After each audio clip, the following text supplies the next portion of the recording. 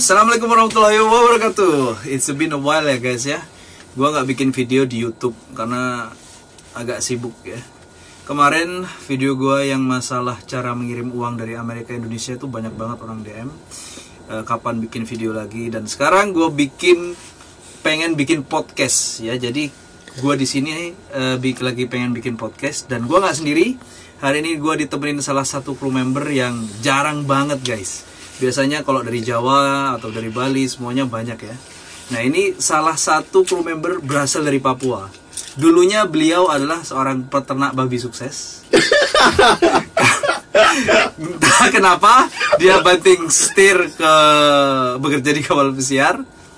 Aku juga nggak tahu. Kita cari tahu ya. Sekarang dia kerja sebagai apa di kapal pesiar.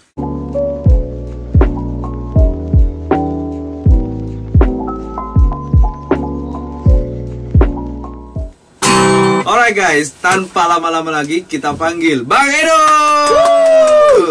Halo guys. Ini aku panggil pemirsa apa nih? Hah? Guys dong. Guys pemirsa, ya. Emang lu di TVRI? Halo semuanya. Halo. Ketemu lagi ya guys. Ini jadi namanya Edo. Dia lahir di mana? Kamboja. Saya lahir di Honduras, besar di Papua. Jadi bener ya yang gue bilang tadi. Ini tuh sebenarnya gue bro. Pas pertama kali ngeliat lu di Krumes tuh, amazed banget. Jadi kayak, jarang sekali orang Papua ada kerja di kapal pesiar. Betul. Enggak, kenapa lu mutusin kerja di kapal pesiar sih? Kenapa ya?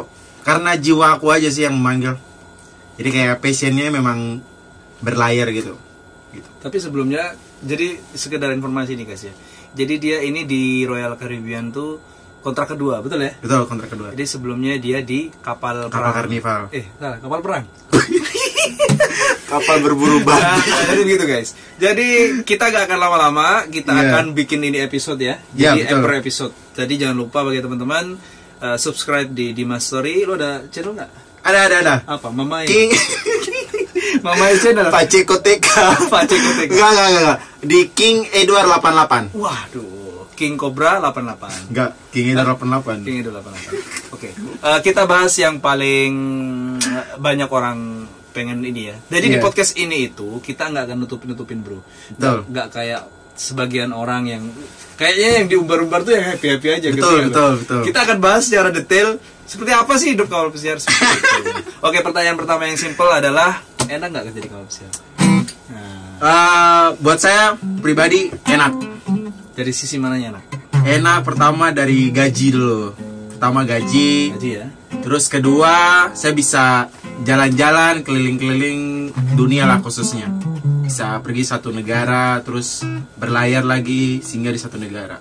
Nah itu nilai positif ya, Jadi asal kalian tahu ya guys ya, sebagian orang YouTuber atau YouTuber TikToker itu nge-share makanannya kayaknya enak-enak. Oh, enak. Wih, gitu. Padahal rasanya, ampun. Aduh. Di sini itu karena memang kita orang Indonesia, jadi nggak cocok sih sebenarnya. Betul. Makanya sekalinya kita join tuh biasanya kita bawa sambal, bawa apa segala macam. Itu sisi nggak enak sebagiannya. Tapi kalau dari sisi enaknya sesuai yang dibilang Bang Edo tadi. Betul. Ya gaji mau kalian berlayar di Eropa, mau berlayar di Amerika. Sekarang kita posisinya lagi di Australian Cruise. Itu tetap kita gajinya US dollar. Betul.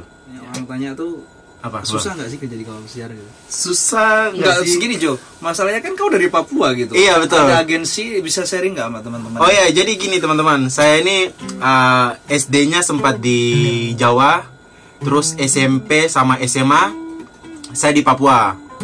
Setelah itu lama banget tinggal di Papua. Bentar, kau ini buka aja kayak mau nyolong ayam. Enggak, biar mereka tuh penasaran video berikutnya. Oh, betul nggak sih ini anak Papua bukan? Oh iya. Ini udah kelihatan guys. Enggak, dari logo juga udah. Jadi saya gitu. Lahir besar di Papua, kecil di Jogja, terus balik lagi ke Papua. Setelah itu Ternak babi betul. Ya guys, ternak babi habis itu bangkrut.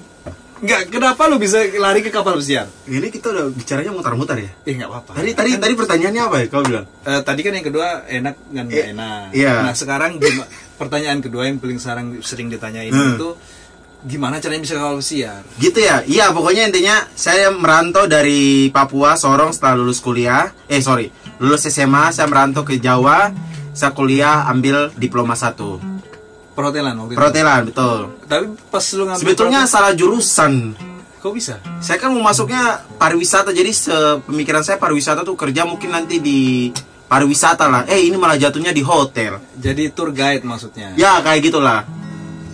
Jadi ya, tapi ada untung baiknya juga, saya bisa ternyata jalurnya banyak, bisa ke kapal pesiar juga. Nah, cukup perlu sekedar teman-teman ketahui, dulu dia di kapal sebelumnya Carnival itu di housekeeping. Dia apa dulu? Lifeguard juga. Oh, lifeguard juga. Enggak, masalahnya enggak nyambung, Jo. Antara perhotelan kerja di lifeguard, guys. Nah, gini soalnya. Ceritain nih.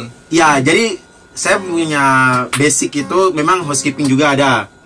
Basic. Bersih-bersih Terus kandang babi. ya, kandang babi. Kemudian karena tidak sesuai dengan passionnya saya kan. Terus saya merantau lah ke Bali juga kerja diving.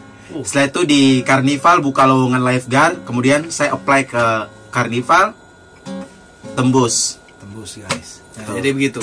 Sekedar informasi guys ya, di Royal Caribbean itu surprisingly nggak cuman di housekeeping sama di restoran. Itu bro. Jadi orang-orang Indonesia itu ada beberapa orang yang memang posisinya itu top level juga. Kebetulan gue fotografer di kapal pesiar. Dia ini tukang jaga tambak udang.